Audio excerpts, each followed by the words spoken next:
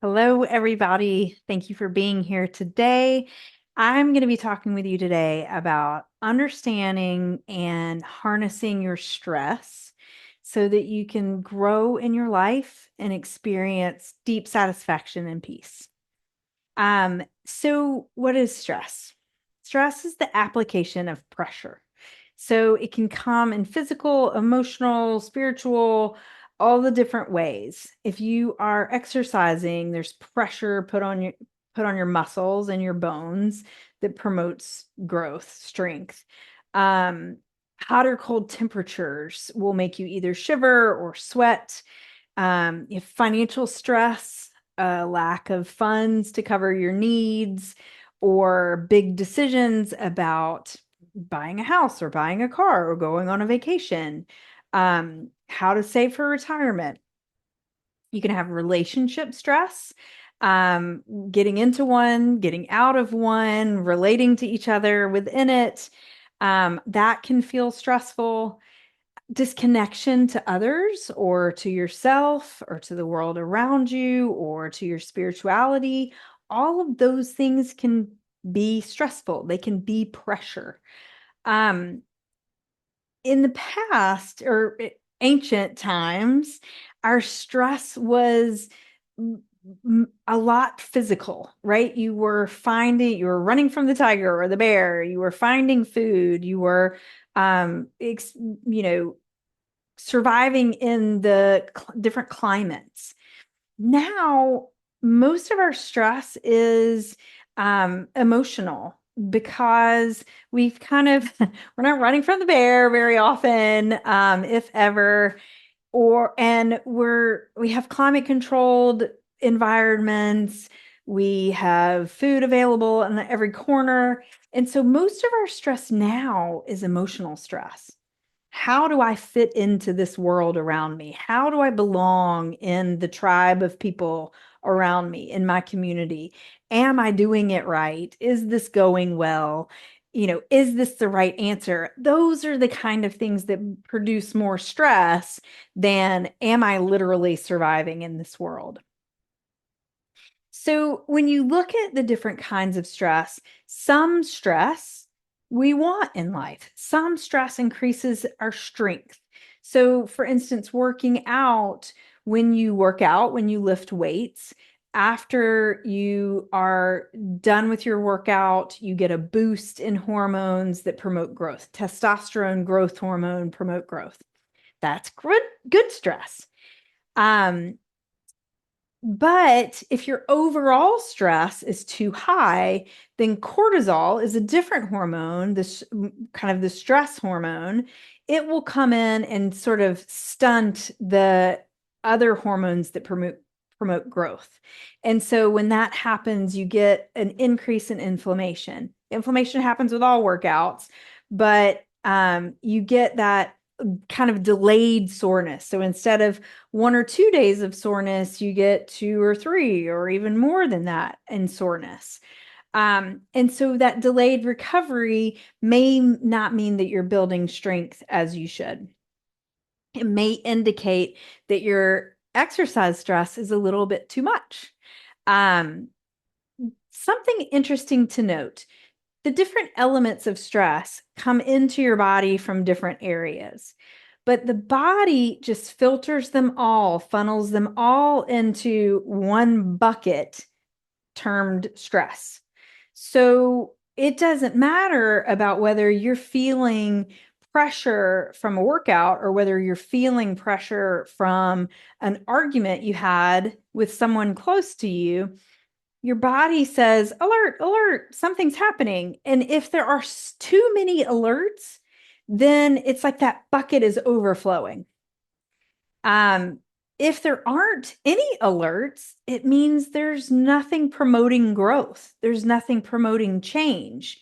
And so if the bucket is never filling, then you may be sort of just riding along, which can be great. It can be peaceful, but it also can lead to a detachment from satisfaction. So, how do you know whether you have too much stress or not enough stress? When you have too much, you will have an elevation of cortisol.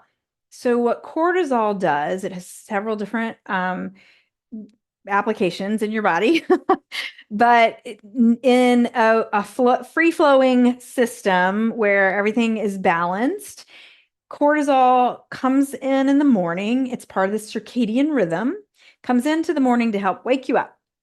Kind of like alert, alarm clock, let's go, gets everything running. It tells your body, let's go, let's get the juices flowing.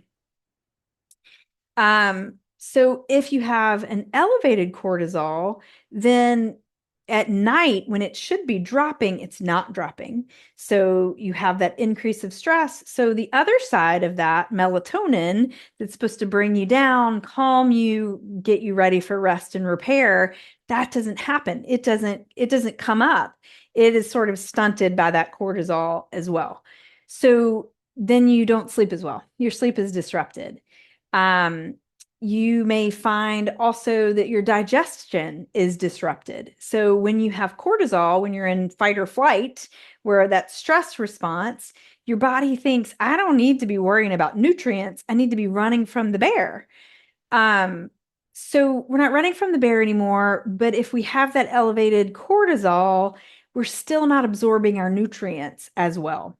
So you may not be getting the energy from your food, or you're not getting the benefit of repair from your food or from your sleep or from the other things that you're in. It also decreases your ability to focus on the big picture. So when you're in that fight or flight, you are directly focused on getting away from whatever the danger is. So the big picture of the world, of your world of survival is not as important as your immediate survival. So you can focus, but in modern day, if you are not focusing on something meaningful to you, then you can really get off track in your life. You may be hyper focused on something not meaningful and missing the big picture. So, this is really important for people who procrastinate, for instance, because we don't like to work on the thing that's important to us. We like to work on something else. This is how this plays out in my life.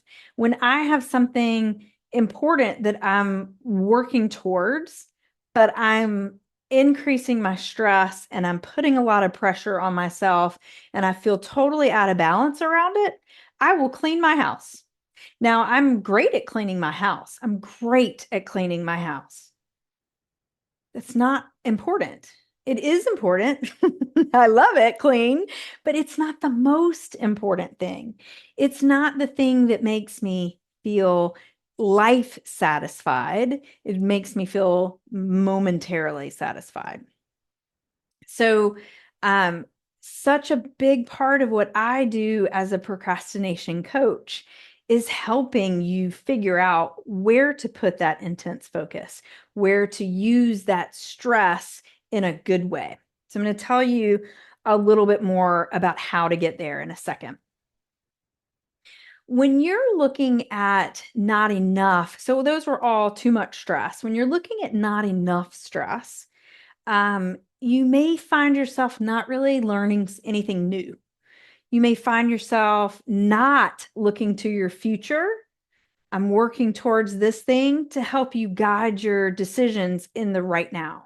So, for instance, if I am working on having tons of energy and a really fit physique, if I'm not looking forward to that future, for instance, then I'm not making decisions like going to bed early, like um, eating foods that feel good in my body.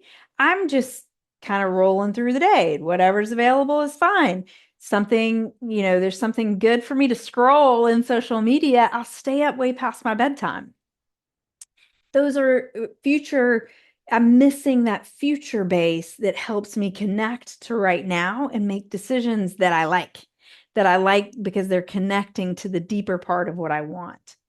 Um, And you may find yourself not satisfied with right now. I don't know why. Everything's fine. I should be super grateful, should be, but I'm just missing something. I'm lacking something. I'm not really satisfied.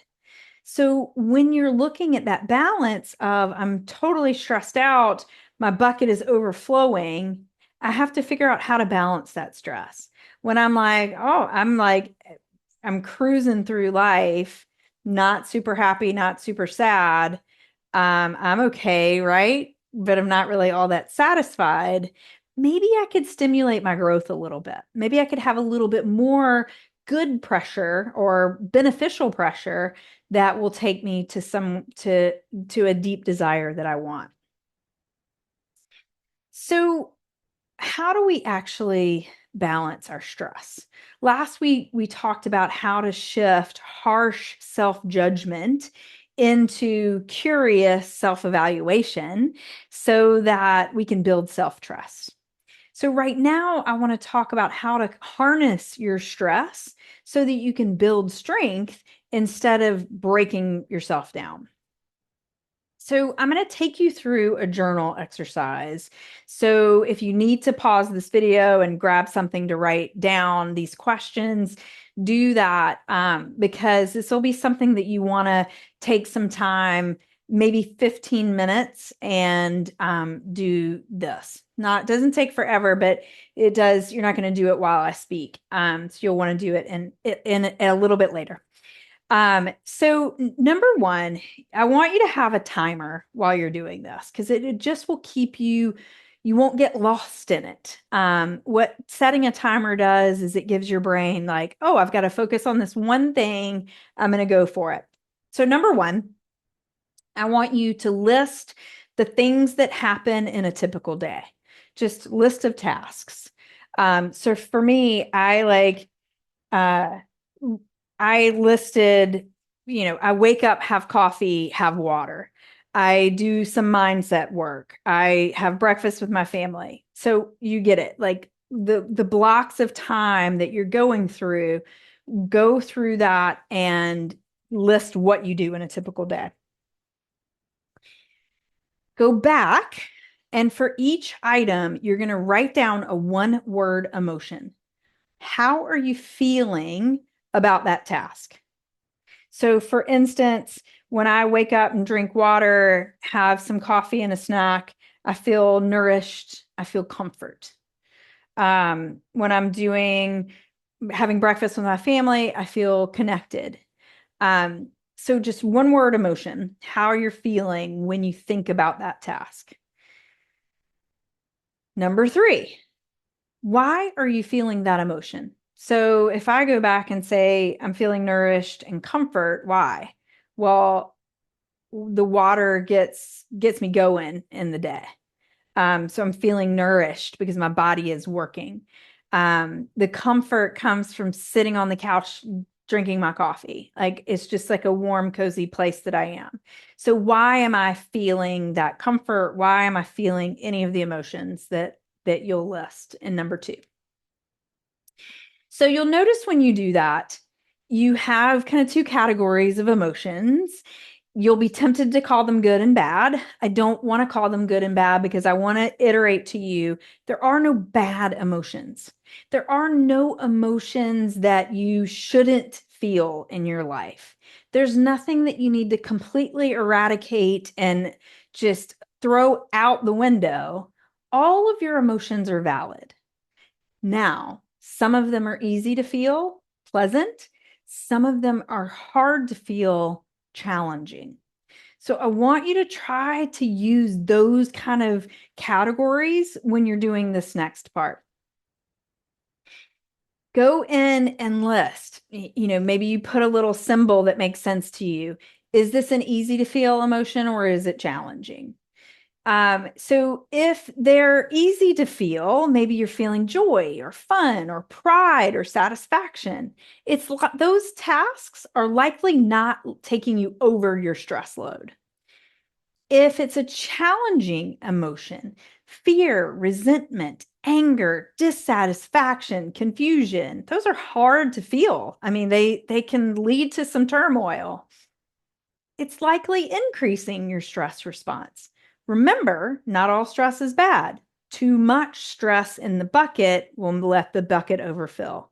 So you want to look at that challenge, and that'll take you to the next step. Just again, to reiterate, the goal is not to only feel the easy emotions. The goal is not to eradicate the hard emotions. The goal is to understand how they are creating stress in your life. All emotions are valid. We just don't hear that enough. We just don't hear that enough. All emotions are valid. We're taught so much in life to just kind of stuff them down, be pleasant for other people, get through life. You will get through those emotions if you can just like tamp them down. Now, it also doesn't mean that you go around like a 3-year-old throwing a tantrum all the time. Although that is unfettered feeling of the emotions, you want to be able to let your emotions play like a song. You want to be able to feel them without being controlled by them. So, understanding how they create stress in your life is one way we're going to do that. So, when you look at the items that potentially create stress, those items that have those tasks that create a challenging emotion, I want you to ask the question, do you like the result of the action you're taking? For instance, working out for me is the emotion I wrote down was resistant. Now, even though I'm taking action from a resistant standpoint, I'm still exercising, and I'll get more into this. I still like the results I'm getting. This is still something productive in my life. So when weightlifting creates strength, then I like the result of that in my life. I'm getting a desired result. Something like procrastination, where you've identified something that is on your to-do list, yet you're not doing it, then that creates stress. The stress of not doing it, you're not producing the desired result, creates stress.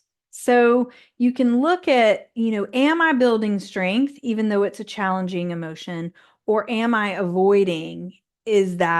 What is that result that I'm creating? We'll look more into that in just a second. So for the places that you like the result, I want you to set your timer again for like 3 to 5 minutes. And I may not have mentioned in the first part, set your timer for like 5 minutes to do the first 3 questions. List what your top typical day is, name the emotion, why do you feel that way? Those, don't spend more than 5 minutes on that because you'll get kind of lost. Well, why am I feeling that? We'll get into more later, but spend 5 minutes doing 1, 2, and 3. And then number 4, why do you like the result of that action in the challenging ones? So now number 5 is for the places you like the result, set a timer for another 3 to 5 minutes. And I want you to list your wins in that area. So for instance, something that I like in my life is the mindset work, the journaling work that I do in the mornings. So I'm going to go through all those items, and I'm going to say why I like the result. Why do I like journaling? Because it gives me an opportunity to really look at what's going on in my mind. It gives me an opportunity after that to then make some decisions. Do I like it? Do I not like it? All the things. So the wins are, I'm connecting to myself. I am consciously choosing things during that time. I'm consciously building a habit of looking inward at myself. I'm giving myself an opportunity to hold myself safe as I take a look at what's happening. So for me, that's what journaling does. Those are the wins of that area. I want you to spend 3 to 5 minutes and just write down all the wins of all the easy to feel emotion tasks. So that that's going to be number 5. Number 6 is the challenging emotion tasks. I want you to set your timer again for 3 to 5 minutes and ask yourself these questions. Now, before I even list the questions, I want to tell you these answers may not come quickly to you. This may be something that you take a week and ask yourself these questions every day for a week and let your mind open up to the answers of these questions. So the first is, what are all the reasons I feel this way about this task? So remember, these are the challenging emotion tasks. What are all the reasons I feel this way? Really list it out. What is going on in this task for me? Number 2, what would I like to feel doing this task? In a perfect world where I have all the time and all the money, how would I like to feel in this task that I'm choosing to do every day?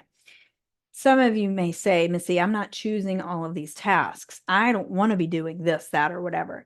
That's good. List that down. I don't want to be doing this. Actually, I don't want this in my life. That's really valuable information. The third question is, what are some new ways of looking at this task? What else is going on? What are different opportunities? If I felt differently about it, could I look at it in a different way? Could it serve something different for me? So what do you gain from taking this look into your stress? Number 1, you get a connection to your feelings. When we understand how we're feeling about the world, we think about, well, how are things going? I'm feeling good. I'm feeling bad. Are you happy or are you unsatisfied? Our feelings are how our body is expressing what we're experiencing in life. Feeling is how we go through life, or not feeling can also be how we go through life, but it comes out somewhere, I guarantee it. So when we're taking this look, we're connecting to our feelings. You also start to understand why you're feeling the way you're feeling. So, for instance, one of my tasks is to walk my son with my husband and my dog. Either right now it's camp, but in the fall it'll be to school. We were walking him to what he's doing for the day. So when I ask myself, how do I feel when I think about that task? My emotion was urgent. That came out of nowhere. I wasn't expecting that. Why do I feel urgent? Well, because I'm actually sort of anxious about getting stuff, what I want to get done in the day. Because I've been a person who practices procrastination, I kind of worry sometimes that I'm not going to get the things I want done. So when I'm feeling urgent about getting things done, it's coming from this place of not believing in myself that I will get things done. So when I get to look at how I'm feeling urgent, I may not even pay attention to that unless I'm connecting to it and asking myself why. Well, if I look at it truthfully, I see that that's coming from a place where I'm feeling not enough. I'm worried about getting my stuff done. And so I'm not present. And kind of a beautiful moment, really. I love that I've created this where my husband and I and the dog spend time together with our son walking to what he's doing. I think that's really cool. But when I'm feeling urgent about it, not so cool, right? I do want to keep walking him to school or camp or whatever. But maybe I could look at a different perspective and I could start to be a little more present in that moment, a little more connected to myself and to the beautiful beings around me. So when you connect to your feelings, you then can understand what you're thinking about those little moments that make up your life. When you start to see, oh, this is kind of a shady spot for me, even though it's kind of a beautiful spot for me, I can then consider different perspectives. I can start building the trust that, hey, I made a good plan. Hey, I set good priorities and I believe in myself that I can get that stuff done. Win. I'm going to win. And right now, I'm going to do what I'm doing. I can start to consider really creating the life that I want, not just on paper, I walk my kid to school, but really in my heart, I'm satisfied because I'm connecting with these people in my life. Um, I want you to notice when we're doing this, we're not actually changing a single task in your day. Never did I say quit doing that or do that differently or change your thoughts. I just want you to connect with them. Stress in life comes from feeling pressure that either challenges you to grow or it feels out of control. I want you to connect with you, with your thoughts, with your feelings, with the things that you're doing that make up your day, so that you can feel in control of them, so that you can sort of harness that pressure and use it the way you want to.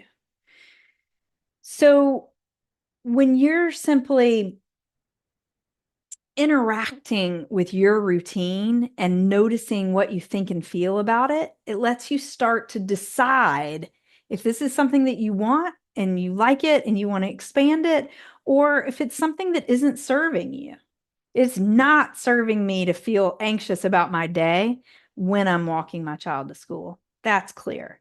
Do I want to keep walking my child to school? Yes. So I can shift. So when you're conscious of what's happening, it's easier to make decisions. When you're consciously making decisions in your life, you build a sense of ownership.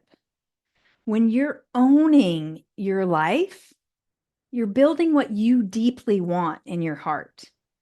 And by building and connecting and owning your life, you're harnessing that stress, that pressure to create growth and satisfaction. That's the good stress in life. That's the good stuff. That's what we're all kind of working towards. I don't want to not feel pressure. I just want to feel like I'm interacting with that pressure in a way that serves my life. So I can help you evaluate the stress you're having in your life to really see whether you're creating a deep connection or whether you're kind of stressing out and life is sort of adding pressure that you're not in control of. You can stop stressing out about your life and start building this type of stress that makes you strong and self-confident and believing in yourself so that you can handle all the other stress, all the other pressure, all the other things that come your way. So click my Calendly link on my profile on YouTube and schedule a free consultation so that I can help you learn to harness your stress for strength. Look forward to seeing you there.